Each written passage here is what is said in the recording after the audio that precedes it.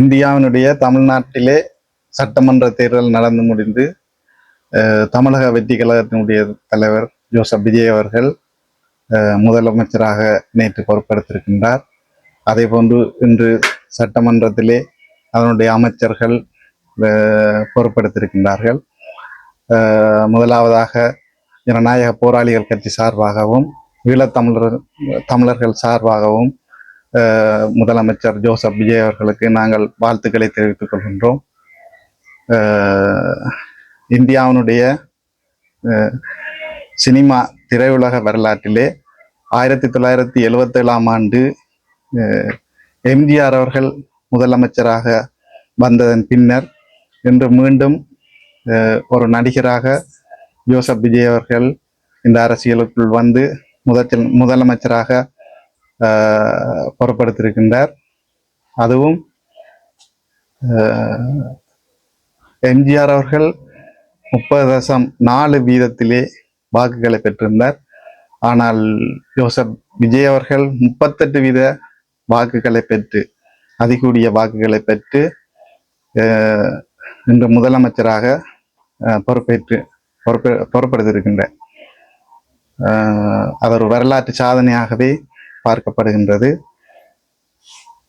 எங்களை பொறுத்தவரையிலே 2013ஆம் ஆண்டு தமிழக சட்டமன்றத்திலே முன்னாள் மறைந்த முதலமைச்சர் ஜெயலலிதா அம்மையார் அவர்கள் இருந்தபோது இலங்கையிலே இறுதி யுத்தத்திலே நடைபெற்றது ஒரு இனப்படுகொலை எனவும் இந்த இனப்படுகொலைக்கு சர்வதேச ரீதியாக சர்வதேச நீதிமன்றத்திலே இதுக்கான தீர்வை பெறுவதற்கு முயற்சி எடுக்க வேண்டும்.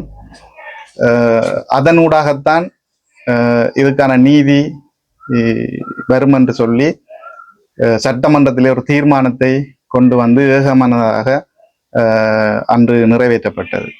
அதே போன்று தமிழர்களுக்குரிய நிரந்தர அரசியல் தீர்வு என்பது அது வந்து அதாவது இலங்கையிலே தமிழ் மக்கள் மட்டத்திலே ஒரு பொது வாக்கெடுப்பு நடத்தப்பட வேண்டும் என்றும் சட்டசபையிலே ஏகமனதாக எல்லா கட்சிகளுடைய ஒரு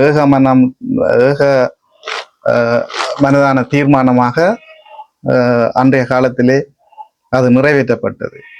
ஆகவே எங்களுடைய தமிழ் மக்களுடைய அரசியல் பிரச்சனையிலே தற்போது பொறுப்படுத்திருக்கின்ற முதலமைச்சராக வந்திருக்கின்ற ஜோசப் விஜய் அவர்கள் நிச்சயமாக எங்களுடைய மக்களுடைய ஒரு நிரந்தர அரசியல் தீர்வுக்கான முயற்சியிலே ஈடுபட வேண்டும்.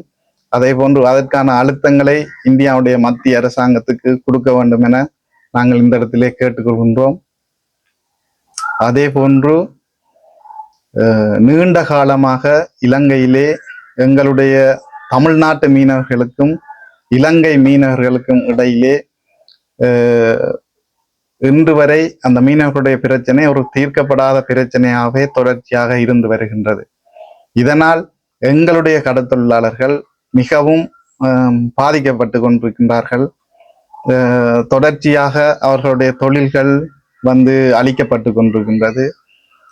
இது ஒரு தீராத ஒரு பிரச்சனையாக எத்தனை ஆட்சியாளர்கள் மாறினான்னா ஒரு தீராத பிரச்சனையாகவே இது இருந்து கொண்டிருக்கின்றது. அந்த வகையிலே இப்போது பொறுப்படுத்திருக்கின்ற முதலமைச்சர் விஜய் அவர்கள் நிச்சயமாக இந்த எங்களுடைய மீனவர்களுடைய இந்த பிரச்சனையை தீர்த்து வைக்க வேண்டும் எனவும் நாங்கள் இந்த இடத்திலே கேட்டுக்கொள்கின்றோம். நாங்கள் எங்களுடைய மீனவர்களுடைய சொத்துக்கள் தொடர்ச்சியாக இந்திய மீனவர்களால் அழிக்கப்பட்டு கொண்டிருக்கின்றது. அவர்களுடைய வாழ்வாதாரம் பாதிக்கப்பட்டு கொண்டிருக்கிறது. எங்களுடைய கடல் வளங்கள் தடை செய்யப்பட்ட வலைகளை பயன்படுத்துவதன் ஊடாக எங்களுடைய கடல் வளங்கள் அழிக்கப்பட்டு கொண்டிருக்கின்றது. ஆகவே இதற்கான ஒரு நிரந்தரமான ஒரு தீர்வை ஒரு பொறுமுறையை தற்போது பொறுப்படுத்திருக்கின்ற முதலமைச்சர் அவர்கள் ஒரு நிரந்தர தீர்வை இந்த மீனவர்களுக்கு கொடுக்க வேண்டும் என்பது ஒரு எங்களுடைய ஒரு வேண்டுகோளாக நாங்கள் இந்த இடத்திலே இந்த வேண்டுகோளை விடுக்கின்றோம். ஏனென்று சொன்னால் இது வந்து காலங்காலமாக இந்த மீனவர்களுடைய பிரச்சனை தொடர்ச்சியாகவே நீடித்து கொண்டு வருகின்றது. இதனால் எங்களுடைய தமிழ்நாட்டு மீனவர்களுக்கும் எங்களுடைய மீனவர்களுக்கும் இடையிலே ஒரு கசப்பான உணர்வுகளே தொடர்ச்சியாக ஏற்பட்டு கொண்டிருக்கின்றது. ஆனால் நாங்கள் இருவருமே ஒரு தொப்புள் கொடி உறவுகள். ஆகவே இந்த தொப்புள் கொடி உறவுகளுடைய வாழ்க்கையை ஒரு சிறப்பான முறையிலே நாங்கள் எங்களுடைய உறவை பலப்படுத்துவதற்கு இந்த பிரச்சனையை கரிசனையோடு முதலமைச்சர் அவர்கள் அணுக வேண்டும் என நாங்கள் இந்த இடத்திலே கேட்டுக்கொள்கின்றோம். நன்றி.